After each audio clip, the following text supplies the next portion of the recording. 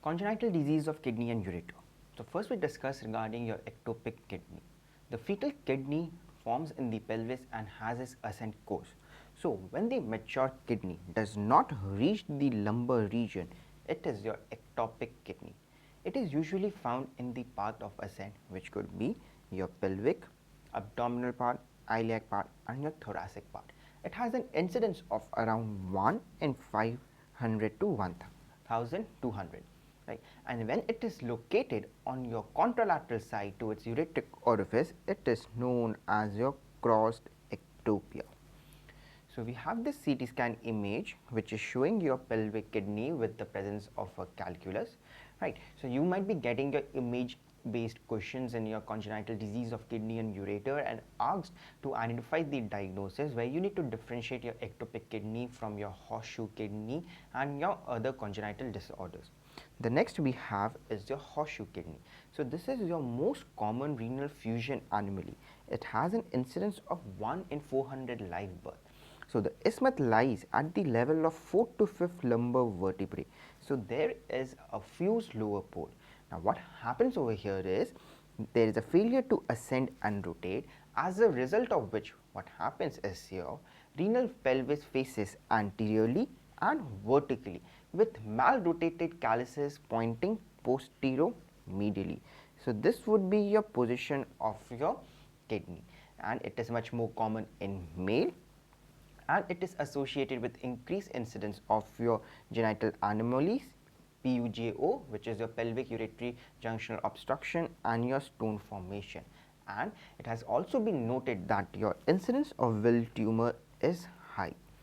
So this we have your image over here which is showing your horseshoe kidney. So as you can see over here, the description of the kidney pelvis that we had described, where your renal pelvis is facing anteriorly and vertically with your malrotated calyces pointing posterior medially, right. So this is your diagrammatic depiction of your horseshoe kidney.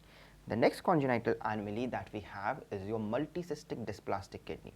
So this is your second most common cause of your abdominal mass in your newborn. The most common cause is your hydronephrosis due to PUJO. So it has a unilateral incidence with your 1000 to 4000 live birth. Now how does it appear? It appears like a bunch of grapes, and there are multiple non-communicating cysts of varying size. So it can be diagnosed on antenatal USG. So how early can it be diagnosed? It can be diagnosed as early as your 15 weeks of gestation, right. Nephrectomy is not necessary because it usually goes into involution in your 5 years. Now when it is a bilateral multicystic kidney dysplastic disease, that is incompatible with your life, right. Now moving down to the next, we have your ureteral duplication. So the duplication of ureter and renal pelvis has an incidence of 1 in 150 birth. Now unilateral duplication is much more common than your bilateral duplication, almost around 6 times. It is again much more common in females compared to your male. Now the duplication can either be incomplete, which forms a Y-shaped ureter, or it could be a complete ureteral duplication. Now these are associated with your vesicoureteral reflux, PUJO, which is your pelvic-ureteral junctional obstruction, and your ureterocele. Now your incomplete duplex ureter with a Y ureter arise when the ureteric bud bifurcates after its initial development from your Wolffian duct. And how does your complete ureter duplication occur? It occurs when you have two separate ureteric buds that develop into two separate ureters, which drain the upper and the lower kidney moiety separately. Now regarding your upper kidney moiety and your lower kidney draining ureter, we have a particular rule which we shall discuss, that is your Wiegert-Mayer rule. Before that, the lower moiety ureter has a short submucosal tunnel and is prone to VUR, whereas your upper moiety is more common is your PUJO. So at your lower moiety you have more common is your VUR, and at your upper you have more common being your PUJO. Also, the upper moiety may be ectopic and is often associated with the ureterocele, and the upper moiety of the kidney is often dysplastic. So, if you look over here, this beautiful diagram showing your complete duplication of ureter and associated anomalies. So, the rule that we were mentioning about was your Wiegert-Mayer rule. So, what happens in your Wiegert-Mayer rule? It states that your ureter draining your lower moiety inserts where laterally and superiorly into the bladder. So, if you look over here at the diagram, so this is your lower moiety draining ureter, which is inserting your laterally and superiorly into the bladder, whereas your upper ureter, right, where does it insert? It inserts much more medially and inferiorly into the bladder. So, if you look at the image over here, now this is your upper ureter moiety, which is, if you look, draining the upper part, right. So, this is about your Wiegert-Mayer rule, which you need to remember regarding your ureteral duplication, and also the lower ureter is much more common to VUR and your upper ureter is much more common to your PUJJ. Now, coming down to the next is your ectopic ureter. It drains into region other than the bladder. Now, it is associated with your ureteric duplication. It is almost bilateral in 10%. It is common in females, having a ratio of 7:1. Then, in female, the ureter opens below the sphincter, whereas in the male, the ureter opens above the external ureter sphincter. Another important differentiation point that you guys need to remember, in case of female, the ureter is opening above the sphincter, and in case of male, it is opening in case of female, it is opening below the sphincter, and in case of male, it is opening above the sphincter. So, if you look at the image over here, so we have this upper moiety draining ureter, which drains below the sphincter in case of female and above the sphincter in case of male. So, this is your sphincter over here, right. So, please remember this important points of your ureteral duplication and your ectopic ureter. Now, coming down to the next is your ureterocele. So, what is your ureterocele? It is your cystic enlargement of which part of the ureter? It is of the intramural part of the ureter. Why does it occur? It occurs due to the atresia of your ureteric orifice. Now, the female is to male ratio occurs at 4:1, again bilateral in approximately 10%. Now, it drains the upper pole and is associated with your dysplastic or your non-functional renal tissue. Now, on your intravenous ureogram, you have a specific sign seen, which is your cobra head sign. Now, in the childhood, it presents with infection, and your treatment would include your surgical excision with reimplantation of the ureter. Right. Now, the congenital megaureter, the normal diameter is your 0.50 to 0.65 millimeter, seen in children up to 16 years. Now, when it is called a dilated megaureter, when the size is more than your 7 millimeter. Now, it presents in childhood with infection, and your treatment would be your surgery, which includes your excision of your stenosed dilated ureter and non-reflexive ureteric implantation.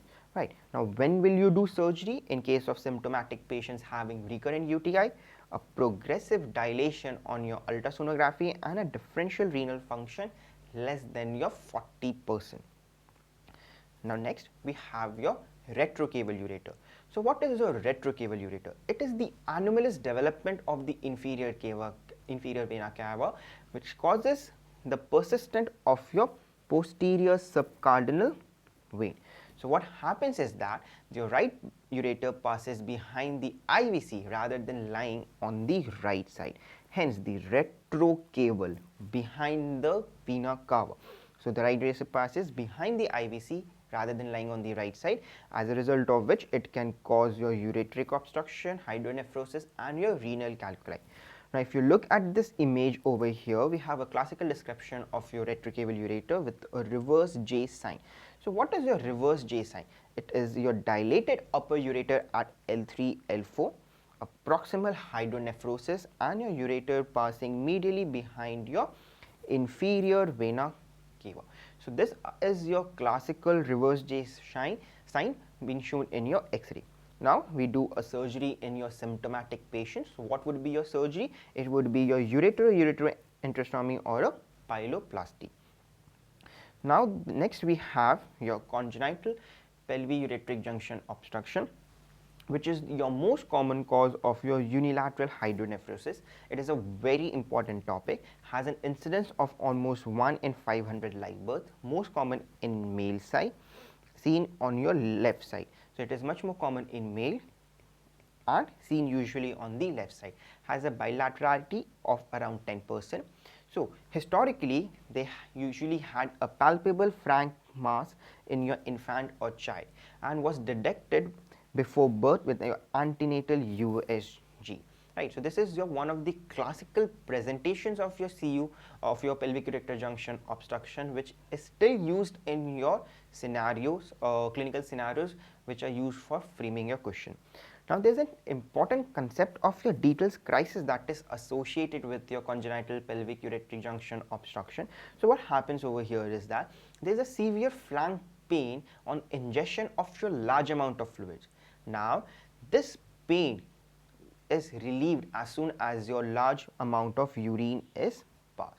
Right. So this is your Dietl's crisis, which is associated with your PUJ-O causing hydronephrosis. Now the investigation of choice is your isotope diuretic renography. So you can look at the image over here. Normally your half of the peak isotope clearance is achieved within 10 to 15 minutes.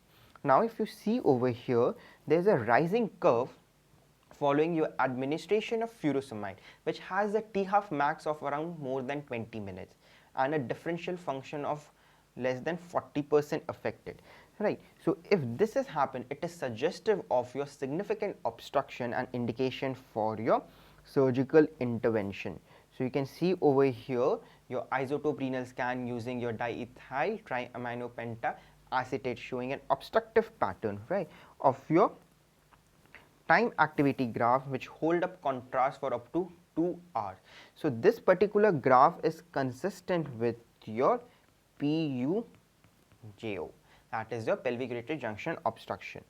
Now the procedures of choice is your Anderson hind dismembered pyeloplasty, and a prerequisite for a good pelvic anastomosis should be dependent, wide, funnel shaped, maintain good vascularity, should be without tension, and we need to excise your redundant pelvis.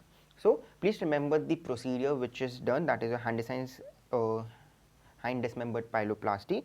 So you can see over here the steps of your pyeloplasty, where you can see a diamond shaped incision is given on the pelvis and the excised diseased segment over here.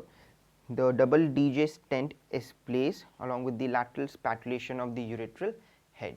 Right. So this are your, in nutshell, your steps of your open dismembered pyeloplasty. I would not want you all to remember the steps in detail, but do remember the operation name and the prerequisites that is needed for your good pelvic-ureteric anastomosis.